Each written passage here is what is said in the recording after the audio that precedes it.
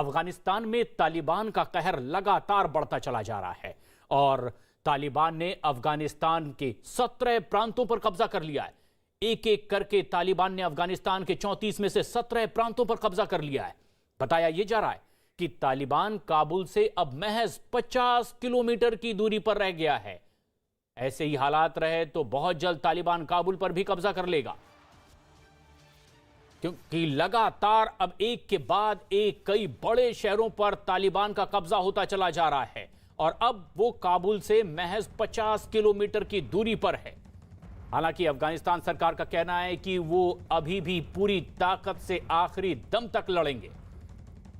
इस वक्त आप तस्वीर देख रहे हैं अफगानिस्तान के उन इलाकों की जहां एक एक कर अपने कदम बढ़ाता हुआ तालिबान हथियार के दम पर कब्जा कर रहा है।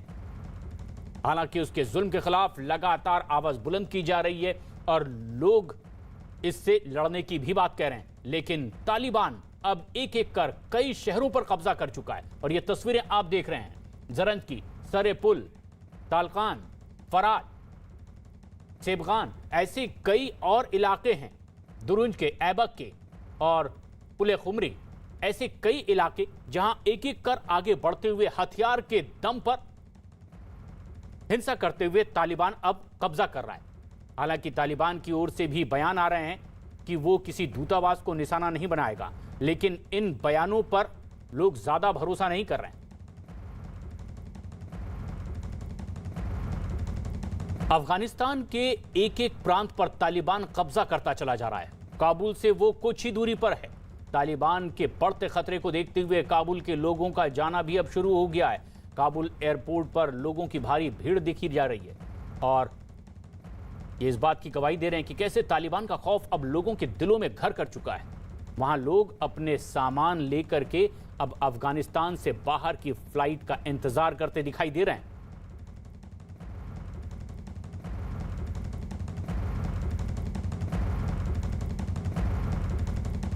लेकिन अब भारत में बैठकर लोग इसे किस नजर से देख रहे हैं? तालिबान जो जबरदस्ती अफगानिस्तान के कई इलाकों पर कब्जा करता चला जा रहा है। दिल्ली में मौजूद हमारे सहयोगी नीतीश कुमार हमसे सीधे जुड़ रहे हैं और नीरज भी।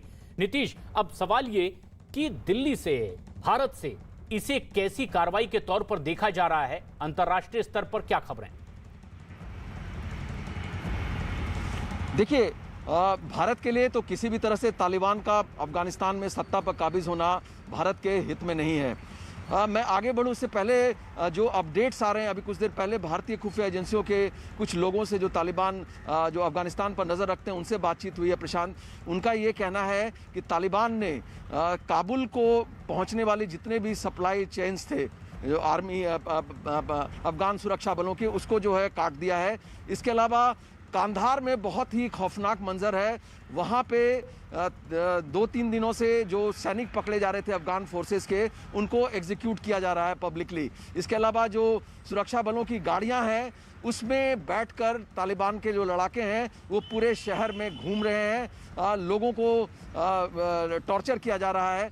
इसके अलावा एक और जानकारी जो आई है, ताज़ा अपडेट आया है कि तालिबान भारत और अफगानिस्तान की जो फ्रेंडशिप का प्रतीक है, जिसे इंडो अफगान फ्रेंडशिप डैम कहा जाता है, सलमा डैम जिसका नाम था पहले, इसको रीचेंज करके रखा गया था इंडो अफगानिस्तान फ्रेंडशिप डैम, उसको उड़ाने के फिराक में किसी वक्त उसको भी उड़ाया जा सकता है। तो ये चीज़ें हैं। और जहाँ तक भारत का सवाल, भारत के इंटरेस्ट में तो नहीं है तालिबान का टेक ओवर करना। इसी वजह से भारत तमाम डिप्लोमेटिक कोशिशें कर रहा है, इंटरनेशनल ओपिनियंस को इन्फ्लुएंस करने की कोशिश की जा रही है। भारत की कोशिशों का ही नतीजा था कि दोहा में 2-3 दिन पहले जो एक वार्ता हुई उसमें तमाम जो देश उसमें शामिल हुए थे, उन्होंने तालिबान के जिस अंदाज में तालिबान बढ़ता जा रहा है और टेक ओवर करने की तैयारी में अफगानिस्तान का, उसको सपोर्ट करने से मना कर दिया। तो जाहिर तौर से ये कोशिश भारत की जारी है। लेकिन जो अपडेट लग रहा है, तालिबान बहुत करीब पहुंच चुका है काबुल के, और अब ऐसा लगता है कि अफगान फोर्सेस भी हथियार डालने के मूड में आ गए हैं, जो खबर मिल रही है। और ये कत्लेआम लगातार जारी है। लेकिन नीतीश, एक बड़ी खबर दे रहे हैं आप कि अब सलमा डैम को उड़ाने की फिराक में भी हैं ये तालिबान, जो कि इंडो अफगान मैत्री डैम के तौर पर भी जाना जाता था, जिससे उड़ाने की तैयारी में अब ये तालिबानी हैं और कई और शहरों पर एक एक कर कब्जा कर रहे हैं। लेकिन अफगानिस्तान में तालिबान के इस बढ़ते खौफ के बाद अमेरिका भी चिंतित है। अफगानिस्तान के काबुल में अमेरिकी दूतावास के कर्मचारियों को निर्देश दिया गया है कि वो संवेदनशील दस्तावेजों को तुरंत नष्ट कर दें। अमेरिकी दूतावास के कर्मचारियों को यह निर्देश दिया गया है कि तालिबान के काबुल पहुंचने से पहले ही ऐसे दस्तावेजों को नष्ट कर दिया जाए ताकि तालिबान उसका गलत इस्तेमाल ना कर पाए। और अमेरिका को भी अब यह आशंका कि किसी भी वक्त तालिबान काबुल पर कब्जा कर सकते हैं। नीरज, क्या अब अमेरिका भी ये पूरी तरह से महसूस कर चुका है कि कभी भी कब्जा काबुल पर हो सकता है, इसीलिए ये बेहद संवेदनशील दस्तावेजों को नष्ट करने का आदेश अपने अधिकारियों को दिया है? बिल्कुल, इस आदेश के पीछे यही वजह प्रशांत, पिछली बुलेटिन्स में भी आपसे बात हो रही थी कि अमेरिका की तरफ से तमाम जो दस्तावेज हैं उसको खत्म करने का यानी नष्ट करने का आदेश दिया गया है। देखिए, वक्त की बस बात है, अब काबुल पे कब्जा तालिबान का तय है। हालांकि अफगानिस्तान सरकार की तरफ से उन्हें सरकार में शामिल होने का प्रस्ताव दिया गया है, लेकिन इस पूरे मसले पर तालिबान की तरफ से अब तक कोई जवाब नहीं आया। देखिए क्यों, आधार क्या है कि काबुल पे कब्जा होगा। इकोनॉमिक हब जो है कंधार, उस पे कब्जा कर लिया है। हेरात जैसे शहर पे कब्जा कर लिया तालिबान ने। तो इसमें तो अब कोई दो राय नहीं कि काबुल पे भी उनका कब्जा तय है। 2/3 देश के हिस्सों पर कब्जा हो चुका है तालिबान का। दूसरी एक महत्वपूर्ण बात आपको बता दूं प्रशांत की, जितने बॉर्डर क्रॉसिंग्स है अफगानिस्तान में, जितने भी बॉर्डर क्रॉसिंग्स है, जो अंतर्राष्ट्रीय सीमा और उसकी जो बॉर्डर क्रॉसिंग्स है, उस पर कब्जा हो चुका है तालिबान के लोगों का। तो आप स्थिति का अंदाजा लगा सकते हैं। देश में टोटल 400 जिले हैं, उनमें 200 से अधिक जिलों पर कब्जा कर चुका है तालिबान के लोगों ने। दर्जन भर से अधिक शहरों पे कब्जा कर लिया है। सिर्फ 3 राजधानियां, पिछली बार आपको बता रहा था, जलालाबाद, मजार शरीफ और काबुल पर ही सरकार का नियंत्रण है, यानी अफगानिस्तान सरकार का नियंत्रण है। अगर भारत की बात करें, भारत को तालिबान के लोग कैसे देखते हैं? तालिबान का कहना है कि भारत से जुड़े प्रोजेक्ट को, जो पुनर्निर्माण के प्रोजेक्ट है, उसमें किसी तरह का विघ्न यानी बाधा नहीं डालेगा। लेकिन दूसरी तरफ यह भी कहना है कि अगर भारत की तरफ से कोई सैन्य समर्थन दिया जाता अफगानिस्तान सरकार को, तो उसका जवाब दिया जाएगा तालिबान की तरफ से। हालांकि भारत की तरफ से ऐसी कोई भी कवायद नहीं की जाएगी। जब अमेरिका अपनी फौजों के माध्यम से वहां शांति स्थापित नहीं कर पाया, वो अपने फौजों को लेकर वापस जा रहा है, तो ये संभव ही नहीं हो पाएगा कि भारत वहां भेजे। लेकिन भारत का 2 टूक कहना है कि वो लोकतांत्रिक सरकार यानी अफगानिस्तान सरकार का समर्थन करते हैं और हिंसा से पाई गई सत्ता का विरोध करते रहेंगे और अफगानिस्तान में किसी भी शांति प्रक्रिया की बहाली में। और इसीलिए भी अब लगातार कई देश अपने नागरिकों को सुरक्षित बाहर निकाल रहा है। अफगानिस्तान में तालिबान के बढ़ते कब्जे के बाद दुनिया के कई देश अपने नागरिकों को वहां से सुरक्षित निकालने की कोशिश में जुट चुके हैं। अफगानिस्तानी मीडिया की रिपोर्ट के मुताबिक अमेरिका ने भी वहां अपने नागरिकों को निकालने के लिए अपनी फौज के 3000 जवानों को अफगानिस्तान भेज दिया है, जो कि काबुल एयरपोर्ट पर पहुंच चुके हैं। और इसी तरह ब्रिटेन भी अपने नागरिकों के लिए फिक्रमंद है, जिन्हें वापस लाने के लिए 600 जवानों को अफगानिस्तान में ब्रिटेन ने भेज दिया है। अमेरिका ने यह ऐलान कर दिया है कि वो अपने दूतावास के कर्मचारियों को भी अब अफगानिस्तान में रहने नहीं देगा। वहीं दोहा में हुई कई देशों की बैठक में इस बात पर भी सहमति बनी है कि सेना की ताकत से बनी किसी भी सरकार को मान्यता अफगानिस्तान में नहीं दी जाएगी। मतलब ये कि अगर अफगानिस्तान में तालिबान की सरकार बन भी जाती है तो भी उसे अंतर्राष्ट्रीय स्तर पर मान्यता नहीं मिलेगी। बैठक में शामिल हुए सभी देशों ने अफगानिस्तान में हो रही इस हिंसा पर गहरी चिंता भी जाहिर की है। तालिबान ने पूरी दुनिया की चिंता की ओर अपना ध्यान भी बढ़ाया और अमेरिका के 3000 सैनिक अफगानिस्तान अब पहुंच चुके हैं अपने नागरिकों को सुरक्षित वापस लाने के लिए। नीतीश हमारे सहयोगी लगातार हमारे साथ बने हुए हैं। नीतीश, अगर इतनी बड़ी तादाद में अमेरिका अपने सैनिकों को भेज रहा है, क्या उसकी मंशा सिर्फ अपने नागरिकों की सुरक्षित वापसी की ही है या कोई और स्ट्रेटेजी की तैयारी में भी हो सकता है अमेरिका? देखिए, एक चीज तो तय है, कल तक तालिबान सिर्फ 50 किलोमीटर दूर था काबुल से, लेकिन अमेरिकन फोर्सेस के वहां पहुंचने के बाद तालिबान जिस रफ्तार से आगे बढ़ रहा था। और एक बड़ी खबर इस वक्त आ रही है, 14 अगस्त पर प्रधानमंत्री नरेंद्र मोदी ने ऐलान किया है और ट्वीट करके ये बेहद अहम जानकारी खुद प्रधानमंत्री नरेंद्र मोदी ने दी कि बंटवारे का दर्द भुलाया नहीं जा सकता। लाखों लोगों को विस्थापित होना पड़ा था इसी 14 तारीख को। नफरत और हिंसा विस्थापन की वजह रही। हजारों लोगों को अपनी अपनी जान तक गंवानी पड़ी थी इस बंटवारे के वक्त। प्रधानमंत्री नरेंद्र मोदी ने 14 अगस्त पर यह ऐलान किया, विभाजन विभीषिका स्मृति दिवस। विभाजन विभीषिका स्मृति दिवस के तौर पर इसे याद किया गया है आज प्रधानमंत्री नरेंद्र मोदी की ओर से। अमिताभ सिन्हा हमारे वरिष्ठ सहयोगी इस वक्त हमसे सीधे जुड़ रहे हैं। अमिताभ, अगर प्रधानमंत्री ये कहते हैं कि विभाजन की विभीषिका के तौर पर इसे याद किया जाना चाहिए, क्या संदेश देने की कोशिश प्रधानमंत्री की ओर से हुई है आज 14 अगस्त को? देखिए, दो चीजें साफ है। विभाजन की विभीषिका पर इसमें प्रधानमंत्री ये कहना चाहते हैं कि जो फ्रीडम स्ट्रगल था, हमारा स्वतंत्रता संग्राम था, उससे कई अच्छी चीजें हैं जो हमको इंस्पायर भी करती हैं, लेकिन कई ऐसी चीजें हैं जो दर्द भी देती हैं और ये दिखाती हैं कि कितना झेला है हमारे देश के बहनों भाइयों ने आजादी के बाद, जब पार्टीशन हुआ उसके बाद। तो इसको याद दिलाने के प्रधानमंत्री ये संदेश देना चाहते हैं कि आज भी ऐसे तोड़ने वाली शक्तियां, डिवाइसिव फोर्सेस जिसे प्रधानमंत्री कह रहे हैं, वो और अपीजमेंट की राजनीति, तुष्टीकरण की राजनीति, अगर इस तरह की राजनीति आज भी चलेगी तो फिर से हमारे देश की जनता को, भाइयों बहनों को नुकसान होगा। तो इसीलिए national partition horror remembrance day बनाने की बात प्रधानमंत्री ने की है, ताकि आजादी से सीखें जरूर, लेकिन उस समय जो गलतियां हुई हैं उसको दोहराया न जाए, ताकि वो हमें दोबारा झेलना पड़े। लेकिन प्रधानमंत्री जो अपने ट्वीट में ये बात लिखते हैं कि आज का ये दिन जिस तरह से याद किया जाएगा, भेदभाव, वैमनस्य और दुर्भावना के जहर को खत्म करने के लिए न केवल प्रेरित करेगा, बल्कि इससे एकता, सामाजिक सद्भाव और मानवीय संवेदनाएं भी मजबूत होंगी। क्या ऐसी किसी ताकत की ओर इशारा है जो इस कोशिश में लगातार रहती है, फिर एक बार बंटवारे की, भेदभाव पैदा करने की, दुर्भावना की कोशिश, जिससे लड़ने का संदेश प्रधानमंत्री देना चाहते हो? बिल्कुल, प्रधानमंत्री ने किसी का नाम नहीं लिया है, लेकिन जब वो डिवाइसिव फोर्सेस की बात कर रहे हैं कि जो देश को तोड़ने की कोशिश कर रहे हैं, चाहे 370 का मामला हो, चाहे ट्रिपल तलाक बंद करने का मामला हो, चाहे किसान आंदोलन को भड़काने का मामला हो, जो दुनिया भर से जो संदेश आ रहे हैं कि इनको कैसे फंड किया जा रहा है, ये तमाम चीजें हैं जिसको प्रधानमंत्री ने डिवाइसिव फोर्सेस कहा है। जो विपक्ष एक तुष्टीकरण की राजनीति है उस पर निशाना साधा है और ये संदेश दे रहे हैं कि देश की जनता को ये दोबारा न झेलना पड़े, ऐसी स्थितियां नहीं आए, इसलिए जनता भी जागरूक रहे। और जो पार्टीशन जो का दर्द जो लोगों जिन्होंने झेला है वो जानते हैं, और आने वाली पीढ़ी जिसे ये शायद ये बुला रही है, उसे ये तय करना है और ये सुनिश्चित करना है कि ये दोबारा न हो। इसलिए प्रधानमंत्री ने नेवर अगेन का भी नारा दिया है, ताकि वो गलतियां दोबारा न जाए। Never again. बिल्कुल, प्रधानमंत्री नरेंद्र मोदी ने ट्वीट किया है और आज की खास तारीख पर यह बात रखी है। उन्होंने ट्वीट करते हुए लिखा है, देश के बंटवारे के दर्द को कभी भुलाया नहीं जा सकता।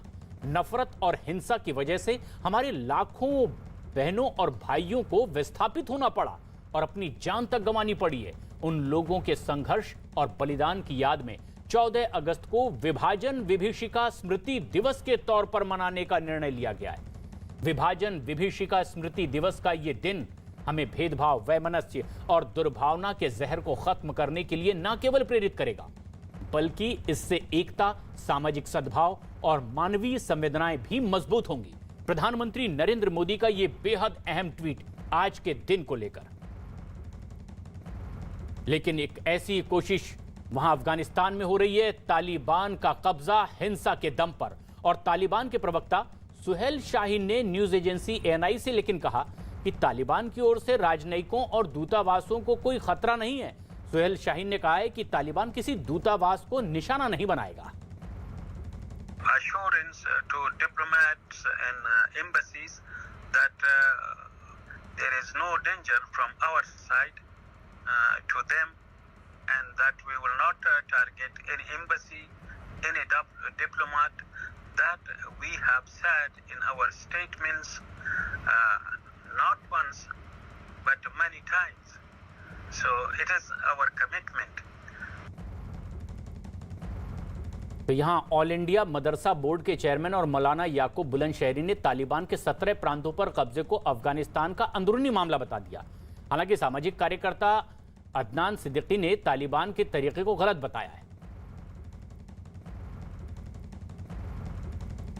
अफगानिस्तान के तालिबान जो है वो अफगानिस्तान के रहने वाले हैं। उनके मुल्क की सरजमीन पर, अपने घरों पर और अपने मुल्क पर उनका इख्तियार है। अब उनकी ताकत बढ़ रही है, तो अफ़गान हुकूमत ने भी उन्हें दावत दी है कि हुकूमत में आके शरीक हो जाइए, मिलजुल कर अफ़गानिस्तान का निज़ाम चलाएंगे। और बहरहाल उनका अपना मुल्क है, वो अपनी मुल्क के अपने हुकूक हासिल करने के लिए उन्हें हर तरह की कानूनी जद्दोजहद करने का हक़ हासिल है। अगर कोई भी संगठन दुनिया में, चाहे वो तालिबान हो, चाहे वो सिमी हो, चाहे वो फलाह हो, चाहे वो फलाह हो, किसी भी मज़हब से ताल्लुक़ रखने वाला कोई भी तालीम गलत और जहरीली और इंसानियत को नुकसान पहुंचाने वाली होती है तो उसको हम कंडम करते हैं और वो खतरनाक है, उसको बिल्कुल बैंड होना चाहिए। उधर सहारनपुर देवबंद के तालिबान के समर्थन में उतरने पर विश्व हिंदू परिषद ने निशाना साधा है। भारत के कुछ इस्लामिक संगठन, उनके आंचल में तालिबान के लिए अचानक दूध उबलाया है। वो कह रहे हैं उससे तालिबान के साथ दोस्ती करनी चाहिए।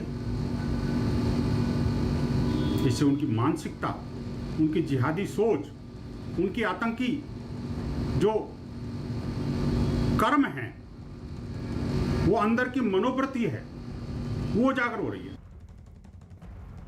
अफगानिस्तान पर तालिबान के बढ़ते दबदबे के बीच एक बड़ी खबर भी आ रही है। CNN न्यूज 18 को मिली एक्सक्लूसिव जानकारी के मुताबिक चीन की नापाक नजर अफगानिस्तान के विशाल खनिज भंडार पर है। चीन चाहता यह है कि अफगानिस्तान में पाकिस्तान तालिबान को अपने नियंत्रण में ले ले और पाकिस्तान की मदद से चीन अफगानिस्तान में मौजूद तमाम अकूत खनिज संपदा पर अपना कब्जा किसी भी तरह से कर ले। अफगानिस्तान में चल रहे तालिबान के खूनी खेल के बीच सनसनीखेज खबर सामने आई है। CNN न्यूज 18 को मिली सुपर एक्सक्लूसिव जानकारी के मुताबिक अफगानिस्तान में तालिबान कब्जे के तार चीन से जुड़ते दिखाई दे रहे हैं। खबर है कि अफगानिस्तान पर तालिबान के कब्जे की आड़ में सारा खेल चीन की शह पर खेला जा रहा है। यानी चीन और तालिबान का खतरनाक गठजोड़ अफगानिस्तान के लिए नर्क जैसे हालात पैदा कर रहा है। दावा किया जा रहा है कि चीन तालिबान पर पाकिस्तान का नियंत्रण चाहता है। ऐसा चीन इसलिए चाहता है ताकि अफगानिस्तान में मौजूद विशालकाय खनिज भंडार पर कब्जा किया जा सके। बताया जाता है कि अफगानिस्तान में करीब $5 ट्रिलियन खनिज भंडार है और इसी 5 ट्रिलियन खनिज भंडार पर चीन अपनी नजरें गड़ाए हुए है। चाइना, पाकिस्तान काफी समय से इन खनिज पदार्थों के ऊपर अपना कब्जा करने की कोशिश कर रहे थे और कुछ जगहों पे तो पाकिस्तानी बिजनेसमैन और तालिबान अभी मिल के वहाँ से ये खनिज पदार्थ निकाल रहे हैं। चाइना ने कॉपर माइन और कुछ आयरन ओर को लेके कुछ मुआहदे भी कुछ एग्रीमेंट भी गवर्नमेंट के साथ साइन कर चुके हैं और वो वहाँ से निकाल लें। अफगानिस्तान में इस वक्त जो हालात बने हुए हैं उसके पीछे चीन की एक नापाक साजिश सामने आई है। दरअसल चीन चाहता है कि तालिबान पर पाकिस्तान का नियंत्रण स्थापित हो और इसके तहत चीन की योजना है कि वो आने वाले वक्त में $5 ट्रिलियन खनिज भंडार पे कब्जा कर ले जो कि अफगानिस्तान में मौजूद है। तो ये है चीन का चौंकाने वाला प्लान। CNN न्यूज 18 के पास अफगानिस्तान पर तालिबान के कब्जे से जुड़ी जो खबर सामने आई है वो इस बात की तरफ साफ इशारा कर रही है कि भले ही अफगानिस्तान के कई इलाकों को तालिबान ने अपने कब्जे में लिया हो, लेकिन बैकडोर से सारी साजिश चीन की तरफ से अंजाम दी जा रही है। इस साजिश का एक सिरा अफगानिस्तान में मौजूद लिथियम के अकूत भंडार से जुड़ा है। दावा किया जाता है कि अफगानिस्तान में लिथियम का विशाल भंडार मौजूद है। लिथियम का इस्तेमाल बैटरी बनाने के काम में होता है। लिथियम के जरिए चीन इलेक्ट्रॉनिक सामान के बाजार पर कब्जे का प्लान बना रहा है। वो चाहते हैं कि वो बेल्ट एंड रोड इनिशिएटिव को वहां तक एक्सटेंड करना चाहते हैं। वो पेशावर से और काबुल तक की रोड बनाने का उनका एक प्लान है ताकि ये खनिज पदार्थ आसानी से रोड के माध्यम से पेशावर तक आ जाए, फिर वहां से वो कराची और दूसरे पोर्ट से या रेल और रोड से सी पैक के माध्यम से चाइना जा सकें। तो ये काफी समय से है, पाकिस्तान उनके साथ मिला हुआ है। दरअसल अमेरिका के जियोलॉजिकल सर्वे की तरफ से साल 2010 में अफगानिस्तान में एक सर्वे कराया गया था। इस सर्वे में वैज्ञानिकों को अफगानिस्तान में करीब $3 ट्रिलियन मूल्य के खनिज भंडारों का पता लगा था। वैज्ञानिकों की माने तो अफगानिस्तान में लोहे, तांबे, कोबाल्ट, सोने और लिथियम के विशालकाय भंडार मौजूद हैं। It's very heartening that Afghanistan has a very bright future if the Afghan mineral reserves are properly extracted, and we hope that this will be a resource for Afghanistan which will make Afghanistan self-sufficient in the forthcoming future. America के रक्षा विभाग के headquarter pentagon की तरफ से कहा गया था कि अगर अफगानिस्तान के खनिज भंडारों का प्रयोग किया जाए तो ये सऊदी अरब की बराबरी कर सकता है। यही वजह है कि चीन पाकिस्तान के साथ मिलकर अफगानिस्तान के खनिज भंडार को हथियाने की कोशिश में जुटा हुआ है और इसके लिए सबसे पहले चीन यही चाहता है कि किसी भी तरह अफगानिस्तान में तालिबान का खूनी खेल चलता रहे और इस खूनी खेल की आड़ में चीन अपनी साजिशों को अंजाम देता रहे। उत्तर प्रदेश के कई इलाकों में भारी बारिश और बाढ़ से हालात लगातार बिगड़ते चले जा रहे हैं। वाराणसी में वरुणा नदी में आई बाढ़ ने तो भारी तबाही मचा रखी है। कई रिहायशी इलाकों में भारी पानी भर गया है और इसकी वजह से लोग मकानों की छतों पर रहने को मजबूर हैं। पानी भरने की वजह से लोगों का घरों से बाहर निकलना तक मुश्किल हो गया है। कुछ इलाकों में तो कई फीट तक पानी भर गया है और हालात बिगड़ते चले जा रहे हैं। बचाव दल की टीमें भी लगातार लोगों को मदद पहुंचाने में जुटी हुई है। बीमार लोगों को नाव की मदद से अस्पताल तक पहुंचाया जा रहा है तो जरूरतमंदों को खाने पीने का सामान भी मुहैया करवाया जा रहा है।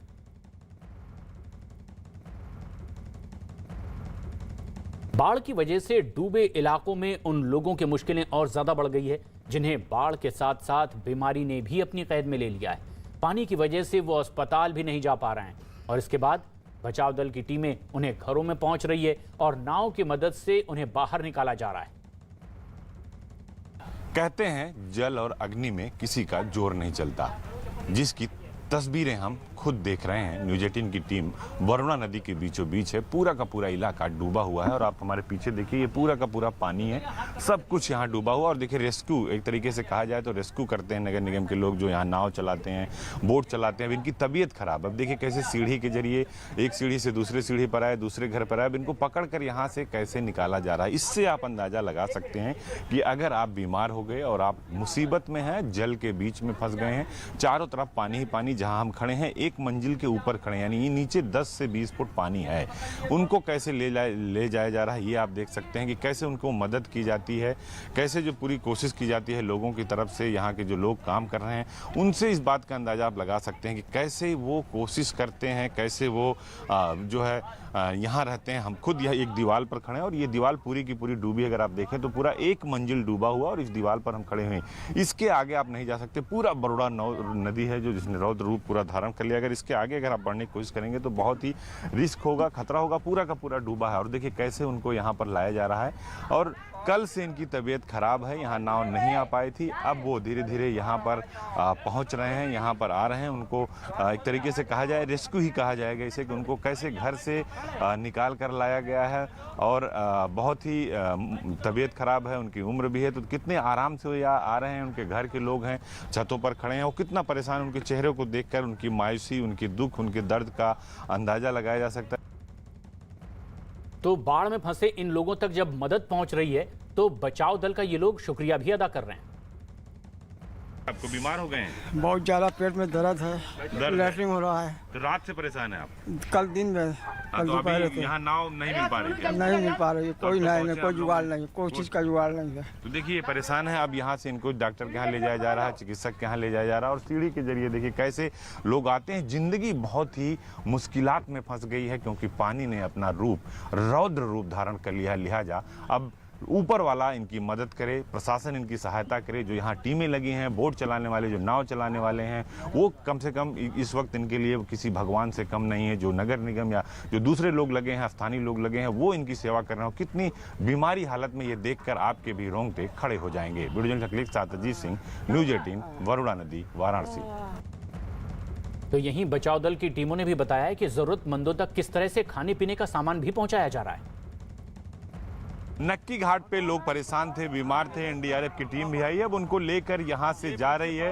इनके पास राहत सामग्री भी है, वो भी क्या किस तरह से आप लोग काम कर रहे हैं? हम लोग रोटरी क्लब की ओर से राहत सामग्री सबको बांट रहे हैं और जो भी लोग मुसीबत में हैं उनको जो सहयोग कर सकते हैं वो एनडीआरएफ के सहयोग से हम लोग ये कार्यक्रम आयोजित कर रहे हैं। सर कुछ बताइए किस तरह से काम कर रहे हैं? बोलिए क्या किस तरह से काम कर रहे हैं? यहाँ पर हमारा वरुणा एरिया में एनडीआरएफ की बोट्स डिप्लॉय हैं, प्लस प्रशासन के द्वारा जो कंट्री मेड बोट है वो हर जगह पर लगा दी गई हैं।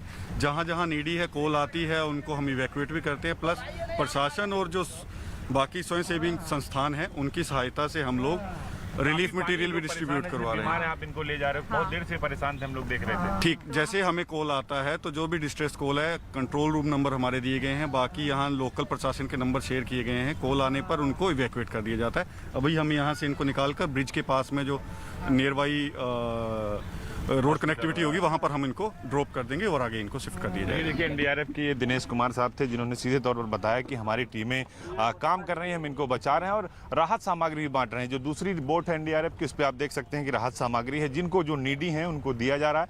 अब हम यहाँ से उनको निकाले गए थे हमारी नाव से और अब एनडीआरएफ ने बाकायदा उनको टेक ओवर किया है और अब यहाँ से उनको बाहर ले जा रहे हैं और बाहर ले जाके उनको अब डॉक्टर के यहाँ पहुँचाएंगे। जो रोड कनेक्टिविटी होगी वहाँ ले जाएंगे और राहत सामग्री भी बांटी जा रही है। इस पूरे बाढ़ प्रभावित इलाके में न्यूज 18 की टीम भी पहुंची हुई है। पानी में डूबे इलाकों में कई लोग परिवार के साथ फंसे हुए नजर आ रहे हैं। न्यूज 18 की टीम भी नाव से इन इलाकों में पहुंची और लोगों से बातचीत की, उनकी मुश्किलों को जाना ताकि इन तक के समय पर मदद पहुंच सके। बरोड़ा नदी में किस तरह पानी ने तबाही मचा रखी है आप देख सकते हैं कि नाव बहुत दूर से चलते हम यहाँ और इस सीढ़ी के माध्यम से लोग उतरते हैं और सीढ़ी के माध्यम से जाते हैं। अगर हमें भी इनके पास जाना होगा तो इसी सीढ़ी से जाना होगा और यही एक रास्ता है जिससे हम चढ़ सकते हैं, इनके पास जा सकते हैं और यहाँ पहुँच सकते हैं। कैसे परेशान है आप लोग, क्या चल रहा है? बहुत परेशानी हम लोगों को है। खाना पीना सब्जी कैसे आ रही है? सब सही नहीं, नौके से आ रही है सर। नौके से आ रही है। यस। तो जो छोटे बच्चे हैं उनके भी लिए दिक्कत हो रही है? हाँ, उनके लिए दिक्कत है, उनको दूसरी जगह शिफ्ट किया गया है। दूसरी जगह शिफ्ट है वो लोग। हाँ, अब हम लोग ये अपना घर ओर रहे हैं कि किसी तरह की आपदा ना। तो पूरा का पूरा डूबा हुआ है। जी हाँ, जी हाँ। बताइए इधर आइए। इसी तरह हम लोग दिन भर गुजार देते हैं। दिन भर कुछ आता नहीं है तो इसी तरह रहते हैं। बच्चों को दूसरी जगह भेज दिया? हाँ, बच्चों को दूसरी जगह भेज दिया है। हम लोग अपना घर ओरते हैं। घर का मोह नहीं जा रहा है इसलिए छोड़ के नहीं जा पाए। छोड़ नहीं जा रहे हैं, चोरी हो जाएगा, कुछ भी हो जाएगा घर पे। तो खाना पीना कैसे चल रहा है? ऐसे बस ऐसे घर से ऐसे आ जाता है। नाव नहीं आती है तो इसी तरह रह जाती हैं। तो देखिए ये लोग कैसे इसी नाव के जरिए चढ़ते हैं और यही एक सीढ़ी है जो इनकी जिंदगी को आगे बढ़ा रही है। अगर ये सीढ़ी ना हो तो इस घर से आप नीचे नाव पर नहीं उतर सकते हैं जिस तरह हम उतर रहे हैं और काफ़ी रिस्क होता है कि जो है कि यहाँ चूँकि 10 से 15 फुट पानी, 20 फुट पानी है तो यहाँ कैसे निकलेंगे आप? एक मंजिल देखिए पूरा का पूरा डूबा है। जो वो खंभा होता है, खंभे पे जो बिजली का वायर है वो देखिए पूरा का पूरा डूबा है। चूँकि बिजली काट दी गई है तो यहाँ अंधेरे हैं। देखिए छत पे जो लोग हैं वहीं से अपनी ज़िंदगी वो व्यतीत कर रहे हैं, छत पर खड़े हुए हैं। तो कोई साधन नहीं है, कोई बहुत बड़ा जो मदद नहीं है किस तरह से वो लोग काम कर सकें, कैसे काम करेंगे, किस तरह से काम करेंगे, ये एक बड़ी मुश्किलात के सामने है कि आखिर ये सब कैसे होगा। और देखिए उतर कर ये सीढ़ी से आ रहे हैं, ये सामान घर का लाने जा रहे हैं, बच्चों को यहाँ से शिफ्ट कर दिए क्योंकि ज़्यादा कठिनाई है, घर का सामान चोरी ना हो इसलिए पति पत्नी यहाँ पर रह रहे हैं। वीडियो जर्नलिस्ट अखिलेश साथ अजीत सिंह, न्यूज 18 वाराणसी।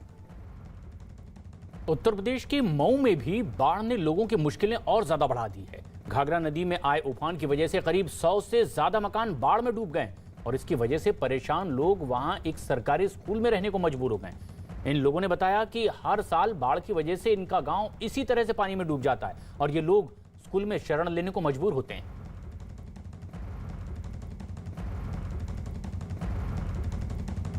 वहीं पटना में गंगा नदी के उफान पर आने से लोग परेशान हो गए। कई इलाकों में तो पानी भरने से लोगों की मुश्किलें और ज्यादा बढ़ गई है। बाढ़ की वजह से फंसे लोगों को निकालने के लिए अब बचाव दल की टीमें भी वहां लगी हुई है और कोशिश ये है कि इन्हें सुरक्षित जगहों पर पहुंचाया जाए। करीब 30,000 की आबादी है। नक्टा जो हम लोग का पटना सदर में जो नक्टा दियारा जो क्षेत्र है और उसमें से ये प्रभावित आबादी है, उसमें से करीब 3-4.5 हज़ार लोग ऐसे हैं जो कि निष्क्रमित हो चुके हैं, बाहर आ गए हैं। तो दीघा साइड में अपना रह रहे हैं। अपना आसपास जो उनके रिलेशंस हैं, नक्टा में लोगों के जनरली रिलेशन दीघा में है, घर भी हैं, 2-2 घर हैं, तो लोग रह रहे हैं। साथ में वो अपने पशु भी ले गए। कुछ लोगों ने अपने पशु को यहाँ रखा हुआ है। करीब आपने जैसे शेड में देखा है कि 150-200 के करीब पशु भी यहाँ पर है। पशु के चारे का भी इंतजाम है। उसी तरह से सामुदायिक रसोई का इंतजाम किया गया है। तो उधर बिहार के नवादा में भी हालात बिगड़ते चले जा रहे हैं। बाढ़ की वजह से कई सड़कें पानी में डूब गई हैं पूरी तरह से। हालात इतने बिगड़ गए हैं कि जिन सड़कों पर ये गांव जुड़े हुए थे उनका अंदाजा भी लगाना मुश्किल हो रहा है। पूरा इलाका एक बड़े तालाब में तब्दील हो गया है जिसकी वजह से गांव में आने जाने वाले लोगों को भी काफी मुश्किलों का सामना करना पड़ रहा है। नवादा की ये तस्वीर आप देख रहे हैं। ये सड़कें जहां पर रफ्तार से गाड़ियां दौड़ती थी अब उन्हें उठाकर ले जाना पड़ रहा है और कुछ लोग तो अब नाव का सहारा लेकर इन सड़कों को पार कर रहे हैं। इसी तरह से भागलपुर में भी बाढ़ की वजह से पूरा गांव पानी में डूब गया है। परेशान लोग रेलवे लाइन के आसपास रहने को मजबूर हैं। इन लोगों को खाने पीने की दिक्कत भी हो रही है। पीने का पानी भी अब इन तक के साफ नहीं पहुंच पा रहा है। परेशान लोगों ने प्रशासन से भी मदद की गुहार लगाई है और ऐसा ना होने पर रेलवे लाइन जाम कर देने तक की चेतावनी इन लोगों ने दी।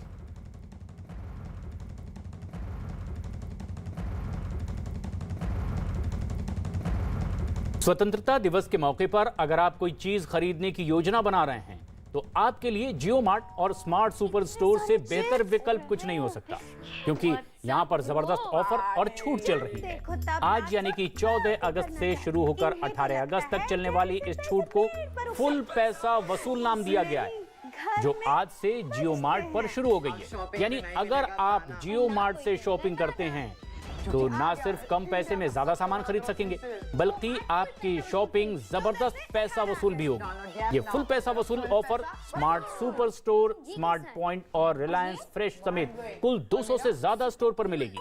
इन 5 दिनों तक ग्रोसरी, स्टेपल्स, फ्रूट्स और वेजिटेबल्स, किचन और घर से जुड़े सामानों के साथ तमाम चीजें जबरदस्त छूट और ऑफर के साथ आप खरीद सकेंगे।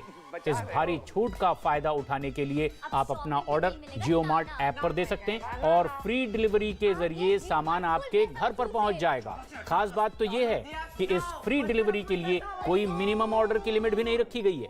जियो मार्ट के इस फुल पैसा वसूल ऑफर का कैंपेन सतीश शाह और केतकी दवे जैसे बड़े कलाकार कर रहे हैं। जियो मार्ट रिलायंस रिटेल का नया multi category online shopping platform है, जो कि देश के 200 से ज्यादा शहरों में अपनी सेवाएं इस वक्त दे रहा है। अब शॉपिंग पे नहीं मिलेगा ताना, ना कोई कहेगा नाना, क्योंकि आ गया इंडिया का सबसे बड़ा ग्रोसरी। क्या हो रहा है देश और दुनिया में, ये तमाम ताजा खबरें जानने के लिए बने रहें न्यूज़ 18 इंडिया के साथ। हम जल्द लौटेंगे एक छोटे से ब्रेक के बाद।